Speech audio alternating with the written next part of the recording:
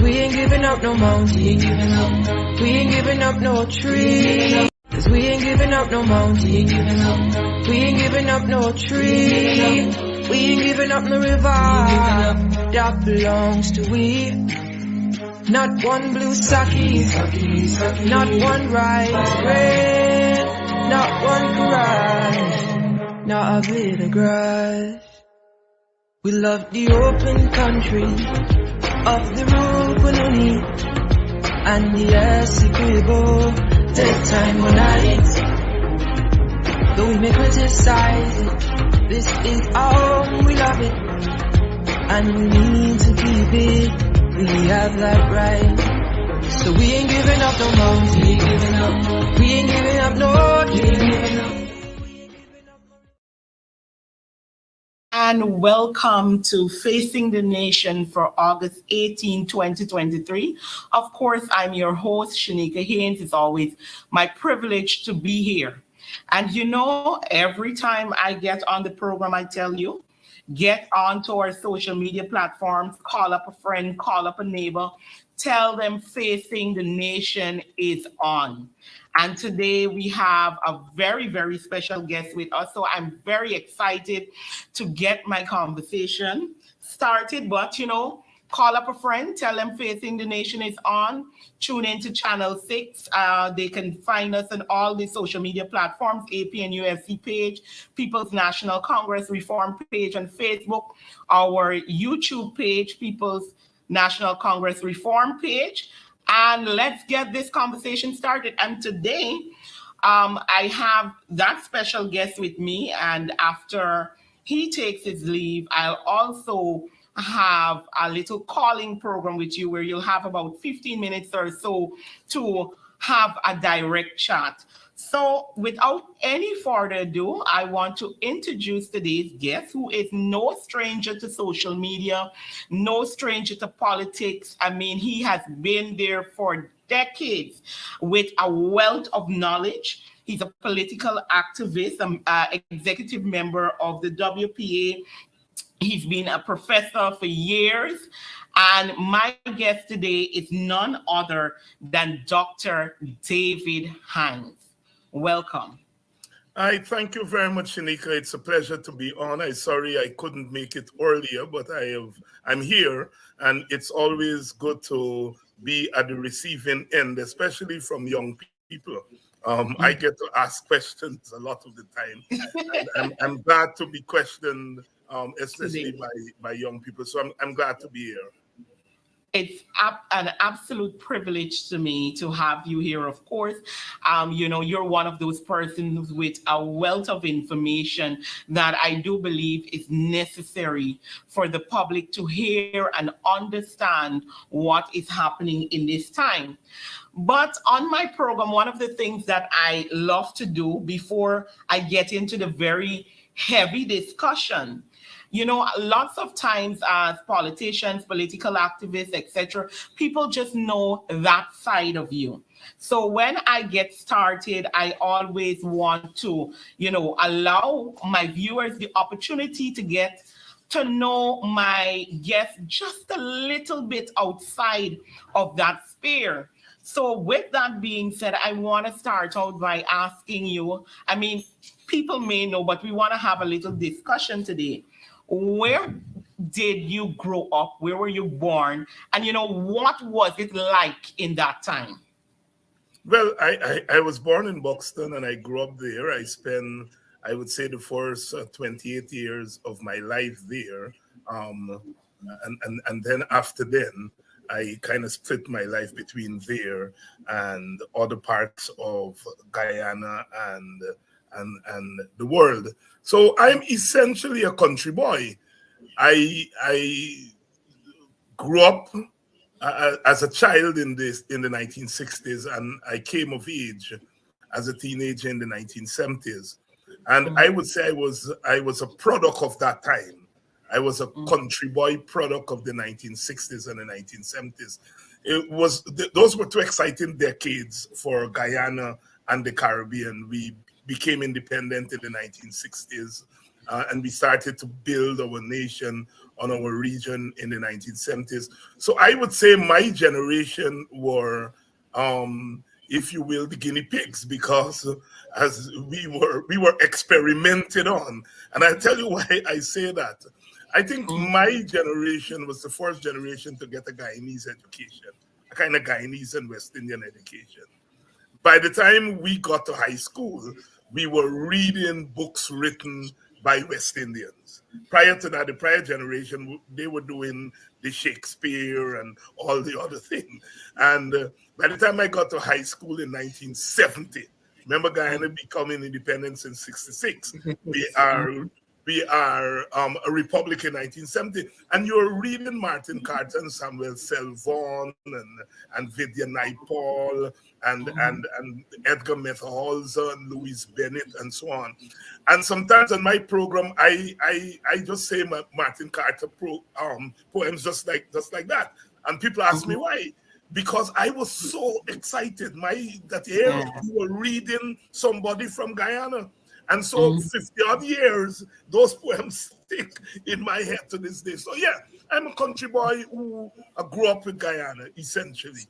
And that has it shaped my outlook on politics, on education, on culture, and so forth. And I have remained a country boy. Only yesterday I was saying to my class of Americans, we were talking about accents, and they were asking me, but Dr. Haynes, you don't have an American accent. And I said to them, I've been living here continuously for 36 years, and my accent is still a Guyanese West Indian accent. And I explained to them that has to do with my native connection to where I was born. That I'm proud to have been born in a place called Guyana at a particular time. And despite the challenges, I'm essentially a Guyanese from Buxton, which is part of the Caribbean. Very nice. I know my next question may be a little ticklish one, but saying that we're here today for me, I don't mind whatever may be the answer on this question. But how did you get involved in, representing people and, political activism? Well, look, again, Buxton had a lot to do with that. We were lucky to have A.U.C. Kwayana, who was one of the founding fathers. He was there with Burnham and Jackson and Janet and Ashton Chase and them. And he lived in Buxton. He lived there, and he had a school, so he taught there. We saw him every day, leave to go to Georgetown. He would come back in the afternoon. He would teach, or he would go to a funeral, and then he goes out back. So we saw him all the time. And his presence, without saying a word, was an example for us young people. Here is this man who we knew as children. He was important. We were here. Our parents, whisper when he's passing, or be very respectful. If they're coursing and he's passing, they stop coursing. So we knew that this was an important person. So automatically, you wanted to be somewhat like him. And because of that, the village was at so many organizations. So you had to really try to hide under a calabash, not to belong to some kind of organization. And so automatically I became involved in organizations, and all of the organizations I was part of stressed social responsibility. So we had something called the Buxton Youth Council. This was the youth version of the village council, because in those days we had the village council, we hadn't moved to the neighborhood council yet. And so what happened is that the older guys, Kimani, Nehusi, and so on, they organized a Buxton Village Council where each youth organization was represented on the council. So at age 13, I represented one of the many organizations on the youth council. And we would meet once a month like the council and talk about what's happening in the village. Now that I look back at it, I'm saying, wow, I mean, that as your young people would say, wow, that is what we were doing. And then we would meet with the village council every second Tuesday of the month, and we would put forth demands of young people and demands of all the people in the village. And that's where my political activism started. So it moved from the Buxton Youth Council being involved village politics, and at the time we were still at school. And I became involved in the organizations at school. And without knowing it, we were taking the politics we were learning, the village politics, into school. Teachers now are telling me how much trouble we give them because we were stretching what they were paid to do, right? And so that's where my activism started, and it moved from there to party politics. Walter Rodney came to Buxton when I was about 14, 15, and I heard that man, and he said one day somebody will record that we were sitting in this room talking about changing Guyana and the world. My God, my 14-year-old head started to spin. I go home, I said to my aunt, who was raising us because my mother had migrated to America. And I said to my aunt, I said, Brother Yussi brought a man. And that man, bright, and he said that I can make history. Can I join the thing? And that's why I refer to it as the thing. She said, well, if Teacher Sydney, because Brother Yussi was called, his English name was Sydney King. And the older people took the liberty of still calling him Teacher Sydney. She said, well, once Teacher Sydney is part of it, you can join. And so that's how I became part of the WP at age 14, 15. As they say, the rest is history. Very, very, very nice. I mean, I view Buxton very highly. And, you know, I noted only recently when I attended that celebration, Buxton is one of those villages who even have its own motto and its own, you know, all these things happening. And, you know, I found that, you know, amazing to know that you had all of that worked into a community, something I've never heard about before. Yes, the Buxton national anthem that we call the Buxton Battle Song, because we felt that we were always battling against cultural oppression, especially very black village. That's one of the things. I mean, it was political, but it was a very black village. The fair-skinned kids in the village were the ones who were taunted. And I know that very well because my mother is very fair-skinned. My dad is dark-skinned. So as we say in the village, some of my brothers and sisters come out red skin. And they had all kinds of false names. Red Azelle, Red Man. The village, in a sense, the blacker you were, the realer you were, and the fair you were. So, I mean, in that kind of environment, yes, we have our own battle song, or our own national anthem, we call it, Thou Wilt Not Cower in the Dust, Buxton, my own native land. Thy glorious name shall never rust. Buxton, my own native land. That's the first stanza. Yeah. And we grew up in the mornings. We would say the national anthem at school. We would say the prayers, the morning prayers at school. And we would sing the Buxton Battle Song at school. Very, very, very, very lovely. I want to take us now into, I want us to have a discussion about the things that are happening, the things that we're seeing currently. One of the things I want to start on is we are watching in this time, and particularly on the East Coast, which you're from, an attempt, I will call, by the government to basically take lands away from co-ops and, a lot of these villages that were bought by slaves. And, I want us to talk about that and, give the public a real understanding of what's happening and why it must be called out. Yeah, you see, land, we are an agrarian country, an agriculture country, and there is a play that we do. We don't get to do it as much these days, but we used to do it every 1st of August, every Emancipation. A play called Promised Land, written by Brother UC, and it tells the story of how Buxton was bought. And one of the characters in that play, say, land, oh God, land, look, land, a God country, we've got to buy them, when they were getting together. And that has stuck with me all these years, the importance of land.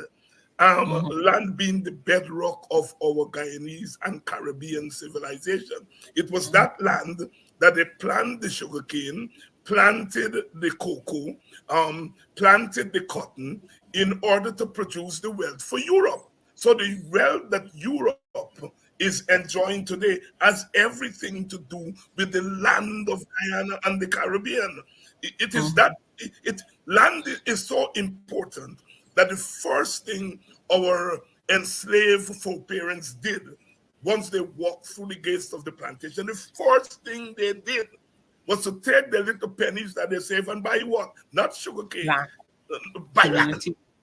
It says to you that in their consciousness, land was there, land was on their mind. You see? And that is the centrality of land to the culture of the Caribbean, the culture of Guyana, and the culture especially of those whom the land was used to turn them into enslaved people. And so a relationship with the land, a relationship that says this land was used to dehumanize us. And we are going to use the land to humanize ourselves. So the land is critical. Now, our brothers and sisters came after, and they also had a sense of land. East Indians, Chinese, Portuguese, they were peasants, and so they had a relationship with land even before they came to Guyana. And so therefore, we have developed a nation for which the land is important. And then we go back to the native Indians who were there before. And their relationship to the land is almost spiritual. You know, because that's all they had, the land. So land becomes crucial. Now, as we modernize, to use a European term, the land then has become a source of the creation of wealth. That's what the Europeans have contributed to us in terms of using the land as a means to accumulate wealth in order to control other people. Now, the rest of us, our relationship to land is as a means of humanizing ourselves. The Europeans use the land to dehumanize us. So all of that is part of our understanding of land. So as we come to wealth, new wealth now, because remember what sugar did for Europe, oil is now threatening to do for us in Guyana. And that is to accumulate wealth. And the minute you begin to talk about accumulating wealth, because remember, the oil is in the sea. We don't see that oil. What we see is the land. And it's now about economy to accumulate wealth. And so part of the competition among and between our ethnic groups is competition for land. Now, for Africans, we bought land. We bought land. And our relationship to the land, as we say, is ancestral. All right? We see the land as what we call our birthright. Menable string buried there. Menable string buried there. Right? So we see land as part of our birthright. And so we bought land. Now, what has happened is that now in this competition, the land, our land, becomes now an important aspect of the competition for resources. And so we find other ethnic groups allied to the state are trying to dispossess Africans of their land to use that land for what they call development. Now, that's a concept they use all over the world. Take over people's land, government come in, I want to run a train line there, take your land and give it to the state. And that happened over time to Africans. And it's happening again now. And we have a state in Guyana, a government, in Guyana, that either is ignorant of history and so ignorant about the importance of land to people's ethnic and cultural existence, or they know the story, but they are brutal and they are prepared to dispossess people because they see the accumulation of wealth as leading to domination. There are some people who believe in supremacy, whether it's cultural supremacy or ethnic supremacy or religious supremacy. There are some people who are grounded in that thought process. And so everything they do arises out of that ideological outlook and then feeds in to that ideological outlook. So the grabbing of land, some may say, well, human beings, even families, you get quarreled over land. So what happened? What? If East Indians and Africans are quarreling over land, or rich Portuguese and Africans are quarreling over land, what's wrong with that, Dr. Haynes? Well, something is wrong with it. But what is deadly wrong with it is the ideology that is driving it. If the ideology that drives the squabble over land is to dominate, then that's deadly. And I think that is what is happening in our Guyana as we speak. And so what it does is that it brings the African ancestral instinct into collision with the domination instinct in our society. And that is what is played out. And it appears, like if we continue along this line, because it's at the point of you're having the issues where it started out, in my view, because in 2021 into 2022, what we saw is an almost infiltration or an attempt to infiltrate the co-op societies. When that did not work because there was a lot of pushback, now you hear we're taking lands because of development. And you have this situation now, particularly on the East Coast, where they're talking about building a 4-lane highway, which is almost or less than 200 feet away from another 4-lane highway, where we have so many lands to the back, where we need to literally, if we're seeing how fast the vehicle numbers are running out, and we literally need, yes, more infrastructure. But what I will say, for proper planning, you need new infrastructure rather than a lot of expansion in this sense of the highway. And you're talking about going through fully occupied villages with a major highway in the middle of a village. And, here again, we want to understand, where was the studies that were done to assess if this makes any sense to start with? And, where was the consultation with residents in these areas to facilitate, or to give them a buy-in to what you're doing? Because from our little consultation with villages, what members would tell you right away, why not to the back? Open the lands. You have more lands to give away. You can enter, go to the highway, you're creating new highways, etc., which may be a better option for development. But this is not what we're seeing, coming from the government in this sense when they're dealing. And what we're seeing is a very heavy-handed way in what we're dealing with. I don't know.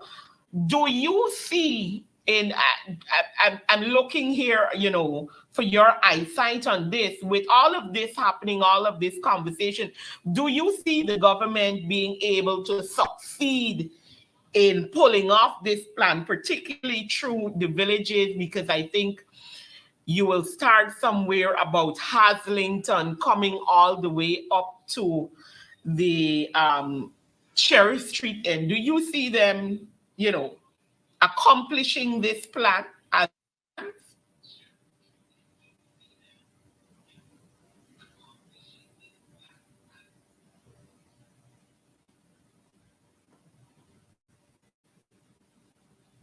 Are you hearing me, Dr. Haynes? Yes, I'm hearing you now. I lost you for a minute there. I was asking if you see the government being able to accomplish this, understanding the nature, the villages on the East Coast. Do you see them accomplishing this task? Because we're dealing with from approximately from Haslington coming all the way to Sheriff Street. Well, if they accomplish it, it will not be without resistance from people. And I don't know it will be an accomplishment. But I think the narrative that you have outlined there says everything about the praxis of this government. And by practice, I mean practice and thought, right? No, anywhere in the world in the 21st century, when you are doing projects like that, you go to the community first. Even in a capitalist country like the United States of America, you have contractors, builders. They're not waiting for the government. They're going to the people before they accept the job. They're going to the people to find out if is it okay to build this bridge. All right. Those are the kinds of best practices that we are seeing. We have a government that has not gone to these communities, has not talked to these communities. And insofar that as it has talked to the communities, it has selected communities not to talk, selected communities to talk to. I know, for example, the people at Ogle were spoken to about this road last year, December. And the people at Sparendam, Pleasance were only spoken to last month, right? So after there were issued letters. And after protest, then they were spoken to. So this government is not a consultative government. It does not believe in consultation. It believes in command and demand, and it takes advantage that there are people who support them, and their supporters are not likely to rise up when they don't consult them. And they don't consult the opposition because they feel that the opposition is not part of governance. But also there is a disdain for the supporters of the opposition. There is a feeling among the elites of this country that the darker you are, you can be shoved around. People can come and tell you anything. You can be bought. People can come to you and say, send me your vote. Right? There is a great disdain for the darker people in our thing, and I am not blaming individuals for that. If you live in a post-plantation, post-slavery society, that society by necessity develops a kind of anti-black notion. And that anti-blackness becomes so normative that people don't see it as wrong. All right? They just do it and so on. So this ideology of domination, coupled with an instinctive anti-poor and anti-dark instinct, allows this government to behave in a certain way. And it is behaving like that with the monies of our people. Now, let me make a historical linkage here. The fight is over this 4-lane highway, and you're correct about what that means for our villages. I mean, I drive through our villages, and I see the story that goes on with vehicles speeding down what I call 1-lane roads. They're not even 2-lane, speeding. And I in my village, Buxton, when they're behind me, I slow down. And they just blow and blow and blow and blow and carry on. Some of them, when they pass and they sees me, they would apologize, right? But it's the way our people behave on 1-lane road. What will happen on a 4-lane highway? Are we developing a killing field And government, if it had thought through, it would have been very careful about where it put that highway. But I want to say something else. Thanks to research that was done by Professor Shemaine Jackson at the University of Ghana. She's sitting on land in Victoria. And riveting story. When they were building the train station, the train line, the railway line. When they were building it, they had to take lands that people owned. And this is at the beginning of the 20th century. They had to take lands to build this railway. And they took a lot of land from people in the villages, including Victoria. And they never compensated people for that land. And what she found, at least 3 persons committed suicide. Wow. They say rather than giving their land, they rather die. And suicide in those days was not something that was associated culturally with Africans. And so there were men who were prepared to commit suicide rather than to give up their land in a way that they were not compensated. It is the irony of history that we are now going to be talking not necessarily about land, but about livelihood, because the railway embankment transition from being a railway to a source of livelihood for hundreds of people in the villages. And so you're talking about relieving people of their livelihood. And in the old days, you relieve them of their land, which was livelihood, because land is capital. And now you are doing it again. History repeats itself. And I am saying to African people, look, as your foreparents, they were jealous of their livelihood. And you have to be jealous of your livelihood. Government is not a creation of something in outer space. Government is a creation of people. It is we who create government. Every 5 years, we go and we stay and we finger. And we create a government.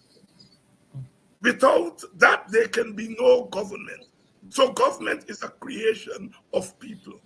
It's an investment by people in our collective security.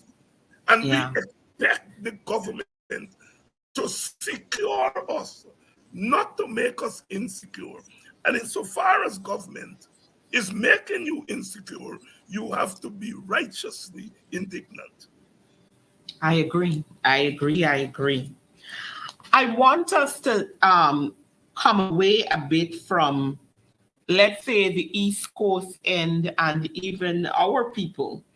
But I want us to talk about, because I want to get your views on this. There was the deadly Madia fire, Madia dormitory fire, which took the lives of 20 innocent young persons in our country, which I believe was one of the worst fires we have seen, and we have a situation here now where after more than 90 days, we're now seeing a commission of inquiry or being launched. The TOR terms of reference were not necessarily discussed by, other stakeholders, etc. And we also see that the government would have made a statement where they're saying that they will issue the family compensation of $5 million.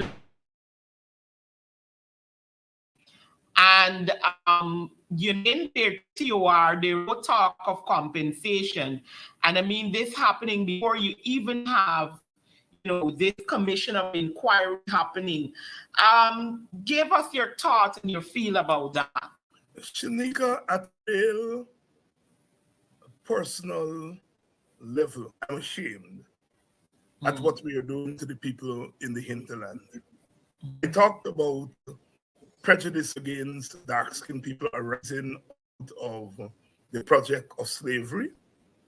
But there is as deep a prejudice, and perhaps a deeper prejudice, by those of us on the coast against people who live in the hinterland. When we say hinterland, we're not thinking about environment and environmental cleanliness, environmental virginity, because that's what the native Indians have done. They've preserved the environment in the hinterland for the rest of us to now go and exploit. You see, and they've never been thanked that. In the same that Africans have never been thanked for preserving the environment on the coast. Africa humanized the coast. The coast.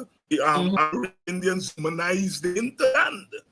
And although there've been conversation here and there is a way in which we mistreat those people in our language, in our sexual attitudes to them, in where we dismiss them. I mean, we in the Black community talk about Bokam people, so that we are people, and Amerindians are Bok meaning stupid. That's what they talk about from Bokam people. You know? So we Africans have been guilty as East Indians and Portuguese and white people, of course, on the coastland. I say all of that in order to say that the attitude of this government to that fire arises out of that outlook that we have of Amerindian people. No matter with them, 20 people dead, don't worry them. We're going to drag before on this thing. Is an afterthought. We're going to put the thing together when we get time and so on. Look, let me juxtapose that against what happened at Monrepo. I'm not disrespecting the people at Monrepo. At Monrepo, some people who we suspect were planted in that march went and they raided those people's property. And the very next hour, no less an official than the president himself. On compensation happened. Now, Amarin 20 of them fire. And months after, you have not gotten a commission of inquiry going. You got a one-man commission of inquiry at one report. The president was one-man commission of inquiry. It shows the value of life. I am saying that the government value of the life of Amerindian and the lives of coastlanders in the East Indian people, the different values. I just want to stress that. I just want to stress that, sister. There is a crime committed against Amerindian people. The infrastructure thereof. That wouldn't happen out there on the East Coast where they live, Pradoville. Yeah. You would not have a school dorm like that in Pradoville. You would not. And the fact that the school dorm that was a risk to life and limb actually occurred and out to a community. And then when the government warned time and time again, look, this is a hazard, they did nothing. It says how they feel about the quality. I think it's a crime of against humanity, a crime against Amerindian people, and the rest of us on the coastland. We must not allow this government to commit such crimes against indigenous people in our name, because that's what they've done. They've committed that crime against those people in our name. They then charging themselves. They've charged a 15-year-old child. Yes. A 15-year-old child.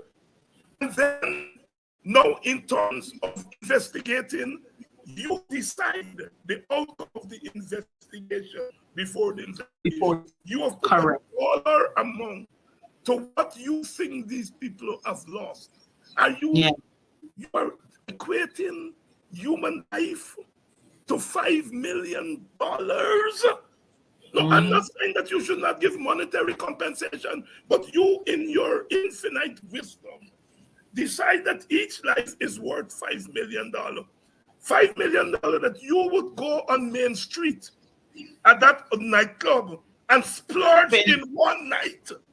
That is the value you have put in the lives of human beings. I am ashamed, I'm incensed, and if I had decided that I would retire and go way into the sunset and leave politics alone, look after my grandchildren and read books that some of these books here, I read them, but not time to read them here. If I had decided that I would retire and go away, when that happened, as the mighty Trump said in a calypso, put up the guns again. I put up I ain't leaving.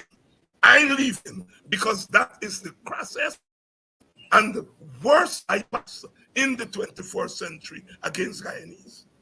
I couldn't say it better, Dr. Haynes, because you made mention of that young lady who is being charged for the death of all of these persons. And I mean, you have not held a proper initial investigation, and even having a proper one has already been compromised, because as Guyanese, we saw the videos the very next day or 2 or 3 days after, where the government ministers were walking through what we will call a crime scene.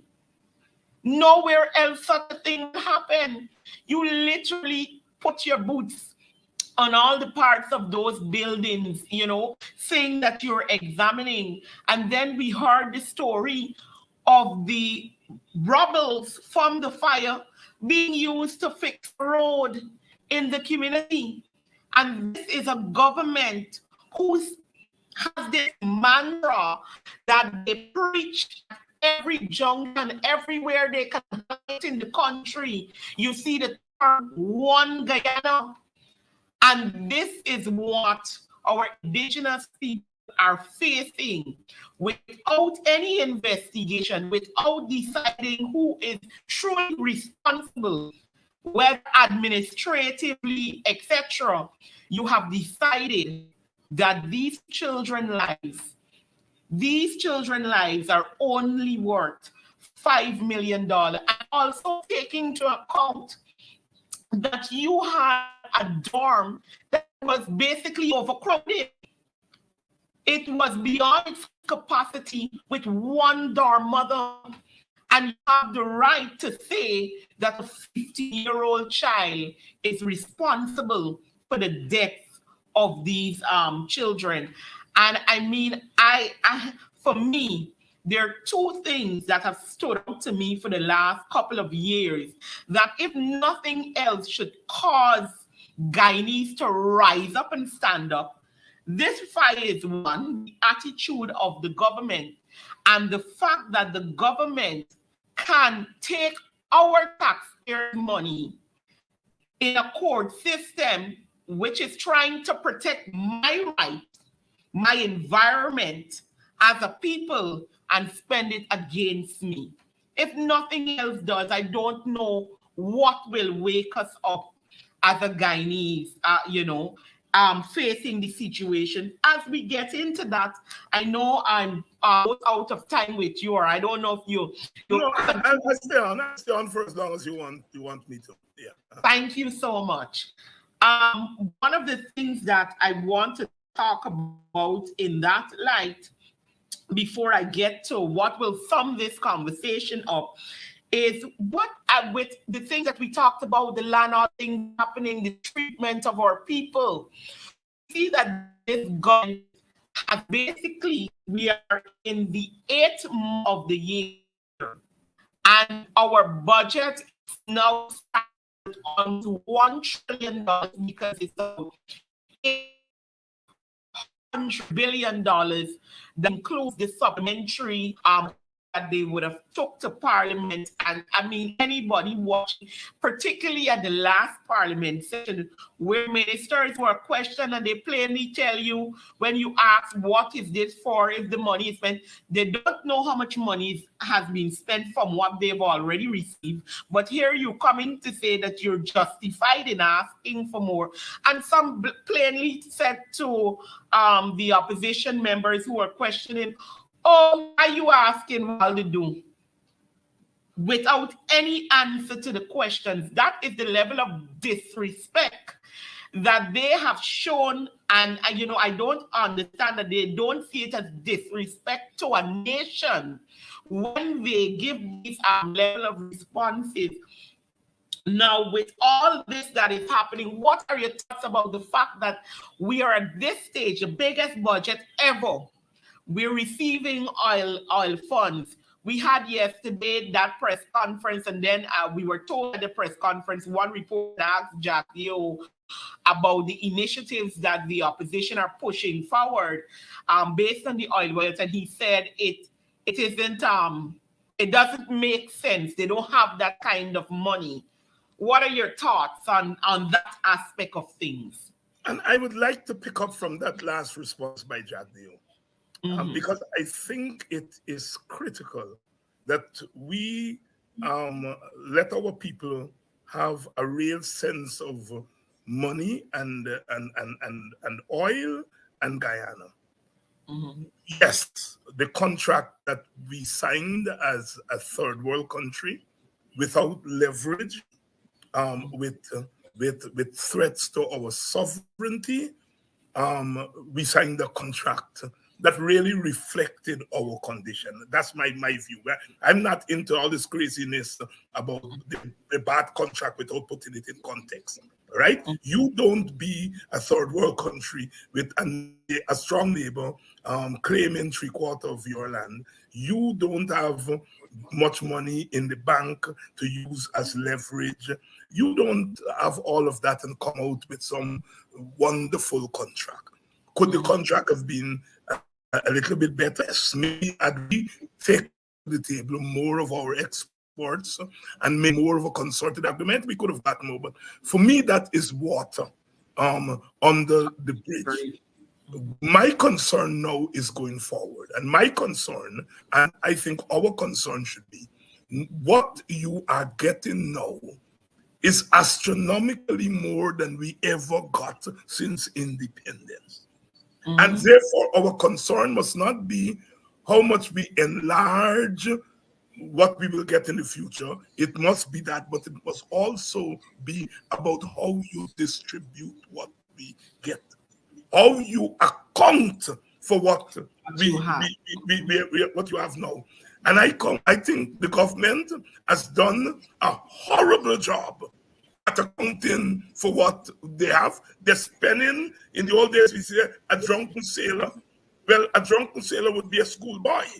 So all these people are spending. They're just spending. Going and give out the money as if they just come, Ali just come out of the gold field and he bring out money. He go in and share to people. No accountability, no plan, no vision. And a lot of times when they distribute, the distribution reflects their biases, their class biases, their ethnic biases, their cultural biases, and so forth. Their political biases. It's a reflection of all of that. And so I am making the point now that we have to build in to our demands, not just political demand that the government must go, they have to go. This is the worst government that we have had in our post-colonial Guyana. I'm clear about that in my mind. Some political scientists from the other side said, I am wrong. That's my judgment. This is the worst. Because it's not what they do, it's how they're doing it. And the question was, what is your justification for it? Okay, you said Burnham did this. But you're supposed to improve on what Burnham did then. Why are you, if Burnham was terrible, why are you measuring yourself against Burnham? And I am arguing, therefore, that is just a way to cover what they do. They're a million times worse than the Burnhams of this world.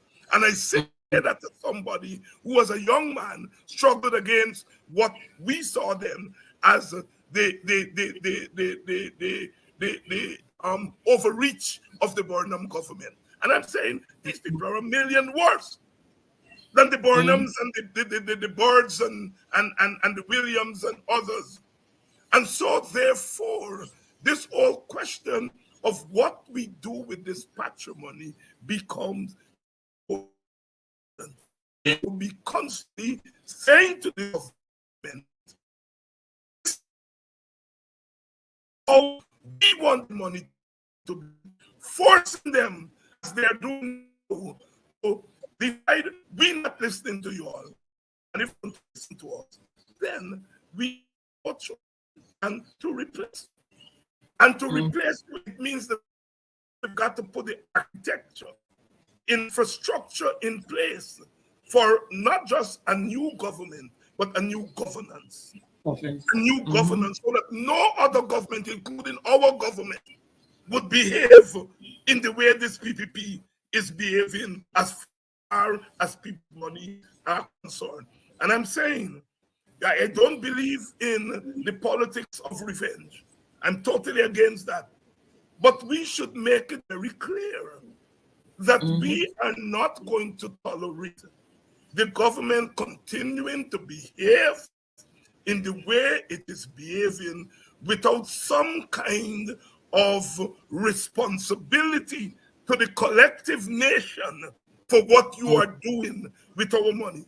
That is why it's important for us to accumulate the data, educate our people about what the data means. So when a new government comes in and we begin to put checks and balance in place, nobody's going to say we are discriminating against our opponents. We are pleading with this government, please act differently. Please account for the money differently. We have even said, look, if we win the election, some of us are saying, let us share the power. Nonetheless, said bluntly, we are not going to share power. What it means is that one group, one party, one ethnic group by extension will control the wealth of this country. No way, Sabi. No way, Sabi. We have all contributed to this country. We have all contributed to making this country a civilization. Some of us are owed more than others. And all we're asking for at this time is equitability, taking into consideration where we are as groups, social groups, ethnic groups, gender, the way in which women are bearing and have always bear the brunt of poverty in this country. Women have to be economists where you get 10 cents and you know the bill to run your house is $1 and you have to figure where the 90 cents coming from. We have to take into consideration the way in which the state of this country has historically treated women. And we have to begin to put gender, just as we put race and class,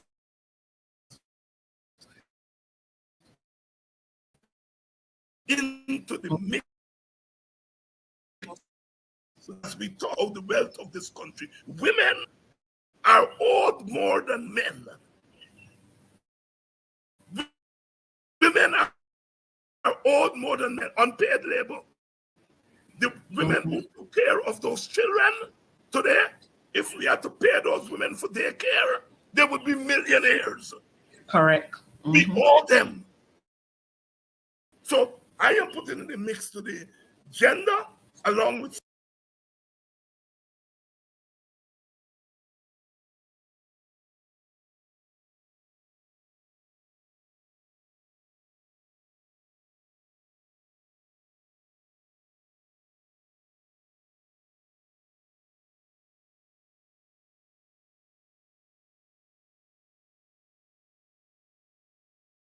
social class and ethnicity as the factors we have to put on the table when we are talking about how this wealth is to be distributed. And we are serving notice on this government that we're not playing sport with that. At the end of the day, that is what it's going to be all about. Yeah, I agree with you very much on that. Another issue I want us to take a quick look on because it all sums up what we're dealing with, the people that we're dealing with. We are seeing, and all the stats and the statistics are showing that we have a serious unemployment issue. And to the point that the government decided that they will get temporary jobs for persons and pay them 10-day workers. And the same government that is examining those figures and the same government that is creating temporary jobs for persons are saying to the nation that there is shortage in labor for nurses, doctors, and now the most ridiculous one I've heard, I think ever, is truck drivers. And you would want to imagine that the government watching at these statistics, understanding their role as sitting in office and in government, is to ensure that the society has the resources, not just always financial and infrastructure, but we're talking about training for the things that are needed. You came in saying that you know everything about oil and what it is there, but no steps are being put in place to train persons for the sectors that are there and the sectors that will be offspring of the oil and gas sector. But you're telling us plainly, without any issue, that you will be importing or looking to import labor for things like truck driver nurses, when you know the issues of the nurses, the complaints they have, the reasons why they are migrating in droves to the UK, to the US, etc. And you have the guts and the nerve to tell us this. But I want to say, it sums up for me an issue that this government seems to have with human resources and human development. They do not understand the importance of human resource and development outside of themselves. And I believe that is the major issue that we're facing here. But I would love to have your thoughts on it. Sister, you are on the money, you're on the ball. As we say, villages, the belly now up for about people. They don't feel for people. They don't have the same kind of human connection that you have. But you're a mother, and I can listen to you and hear how you lay out there, and I know you're a mother. Your mother, because you feel for your children and you have to figure out, you have to have a plan for your children and so on. I tell the story of my mother coming to America, living near to Howard University, and having to go and do living job and to clean white people's skin and so on. And she has to Howard every day to go at that bus stop in the cold. And as she's there in the cold, she says she watches the buildings at Howard University, watch all the black people going in there, and she's saying, oh God, one day, one of my children gonna have to come and go to Howard. She had a plan. She didn't know anything about how she would play, but she knew that one of us would go to Howard. God sleep, I ended up going to Howard, getting an education, the rest is history. And saying, my mother had a plan, you have a plan, and our government, which we give rise to, doesn't have a plan. What it means is that our government is disconnected from the kind of human sense of our surroundings that you have, that my mother had, and that mothers all over the world have. And so therefore, when they arrive at decisions, it is not a human decision, it's a decision that is floating somewhere in thin air that has no connection to human beings. In that sense, they think we are robots. They think we are less than human beings. They think that we can be shuffled around. They think that you can come into our communities and put on red jerseys on us, and that will change us. You know, that's all we are worth. You are so right. Is a question of human connection. This government cannot have a plan for Guyana unless it takes into consideration what has happened to human beings on this coast for the last 400 years. What has happened to Africans? What has happened to East Indians? What has happened and continue to happen to our Amerindian brothers and sisters?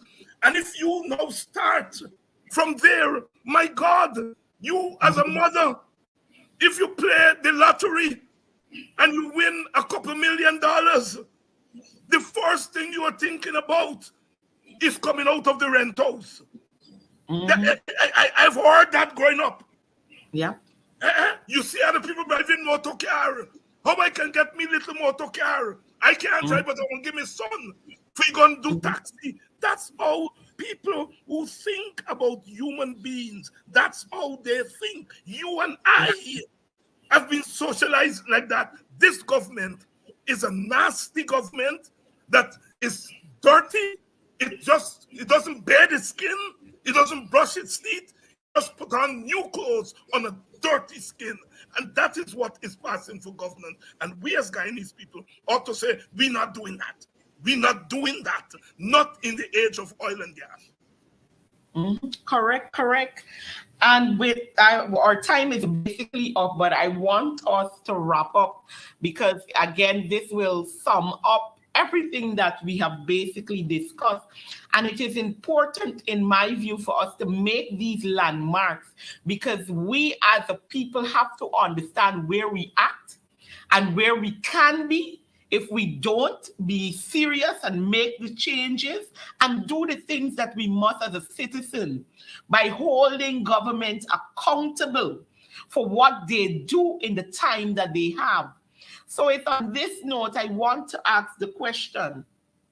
We've just passed the 3-year mark for the installation of this current government on the Guyanese people.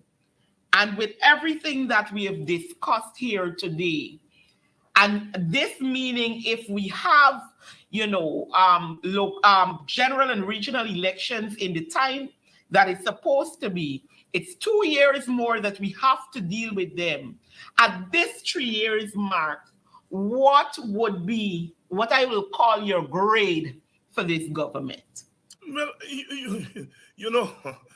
F, of course. And that is put in the mind because you get high F and low F. I just think these people really they haven't come to the party. They have given you something to work with. I usually, if one of my students get an F, and I would look and see, did that student come to class very often? Did they ask questions in class? Did they show that they want to be there? And if I am satisfied that they're there, I would lift that F and give them a D grade, the next grade upwards. When I look at this government and I look at the F, and I say, well, let me look around and see, what is their attitude? What is their aptitude? And their attitude stinks. And so therefore they remain at an F. So it is not like an F that is trending towards a D and a C. It's an F that will remain an F.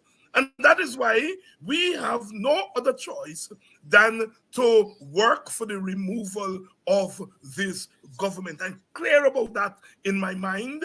The electoral machinery is now in their favor. We have got to work assiduously towards revamping that electoral machinery with our own work against across political lines, across party lines, across ethnic lines, our work with those who are now invested in our oil industry and are looking after their interests. We have to convince them about how their interests should not hurt our interests. And so we have to work to ensure that we are first an electoral solution to this problem. But more than that, changing the government is no guarantee of what we are looking for. We want to change the governance system and to make them more human. Sister, I first took notice of you 3 years ago outside of the big building where we had the campaign headquarters. I listen to you talking to your compatriots, and I always have a keen ear for young people, you know, and how they're thinking. 3 years later, here you are sitting, interviewing me. It shows that our investment in young people like yourself is paying dividends. You came on to my program, you know, I interviewed you, you know, my audiences couldn't get enough of you, but here you are sitting down and you are interviewing me. We are making progress. I tell our supporters that all the time. We are making progress. The young people, in their own way, in their own time, they are doing what they're supposed to do. We have to do our role. Your party has invested in you, and you are showing dividends for that investment. And so we have to continue to do this kind of work in order to clean up the dirtiness that has taken permanent tenancy in our government. Thank you so much, Dr. Haynes, for your kind words and, of course, your contribution to this program. I mean, you can't say things the way you do, you know, when you break it down to us, and I'm very grateful for that. I want to this time thank my viewers for watching today. And, you know, as we end the conversation, one of the things that I continue to tell you is that we as a people, outside of the political system, as citizens of this country, we have a responsibility to all of us.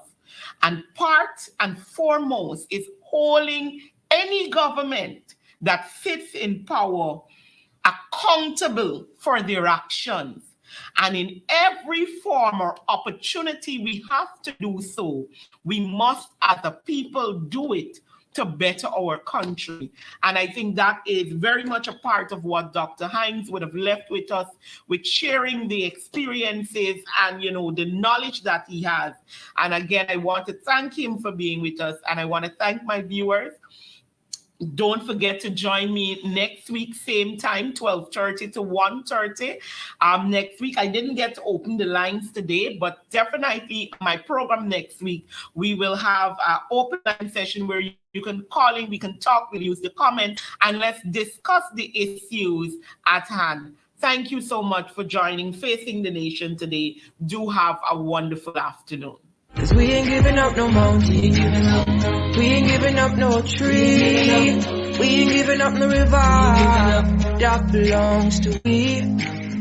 Not one blue sake, not one rice bread, not one cry, not a bit of grass.